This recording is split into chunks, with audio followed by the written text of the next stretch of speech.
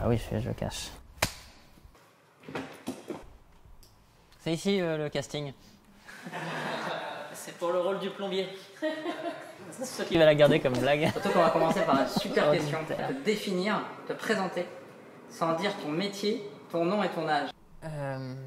Je suis une petite coquille de noix sur laquelle il y a un petit poisson qui se balade et j'avance à travers les océans.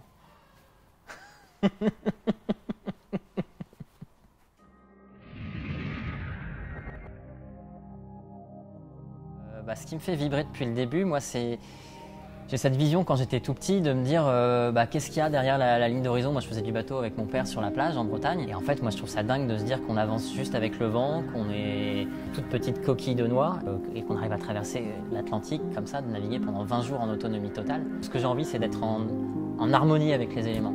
Quand j'étais petit je voulais être astronaute, au final je suis dans une navette spatiale sur l'eau, c'est presque pareil.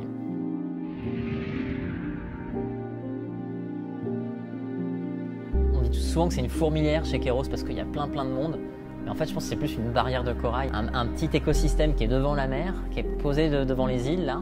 Et en fait, il y a plein de petits poissons qui viennent de tous les côtés. Il y a des bateaux d'expédition, il y a des bateaux de course, il y a des gens qui travaillent dans l'environnement, qui bricolent des trucs. Et tout ça, ça se mélange et en fait, ça s'influence. Pour moi, c'est vraiment ce côté intelligence collective de rapprocher les gens pour se dire, voilà, on est tous un peu dans notre coin, mais si on se rapproche un peu tous ensemble, on peut s'observer, on peut travailler ensemble et on peut chacun enrichir la vision qu'on a de tout ce qu'on peut faire, quoi. J'ai la chance d'être dans un endroit où il s'est passé plein de choses, où tu sens qu'il y a plein de bateaux qui sont passés, où il y a une histoire.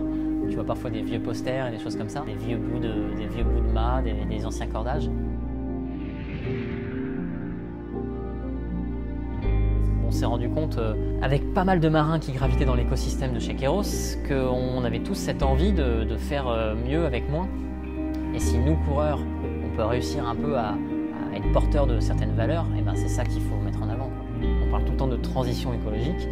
Aujourd'hui, la transition, elle est dans tous les domaines de la société et le sport peut être justement un modèle parce que si le sport commence à changer, il va influencer d'autres gens et vu qu'on est tous des influenceurs un peu positifs, c'est ça qui va faire qu'on peut faire évoluer notre milieu et après la société. Les rêves se portent sur le large, sur l'océan, sur qu'est-ce qu'il y a derrière l'horizon, ça fera toujours rêver les gens. Mais c'est sûr qu'il faut que ces rêves reviennent sur la Terre et puissent inspirer les gens derrière. On est dans une dissonance cognitive de dingue parce que oui, aujourd'hui on a des outils qui nous permettent d'avoir des très jolis bateaux, des bateaux qui volent, des carènes hyper performantes, des SCO, des bateaux qui ont du volume. Voilà, on arrive au bout d'une démarche et si ça se trouve, maintenant on peut peut-être se dire ok là, on a trouvé quelque chose qui est bien et on est content. Et est-ce qu'on a besoin de toujours plus peut-être qu'à un moment on peut se dire ok là je suis content avec ce que j'ai et maintenant je mets un petit frein et on se met une limite haute et la courbe voilà, on la maintient et puis on va peut-être essayer de la redescendre un petit peu derrière et puis voilà.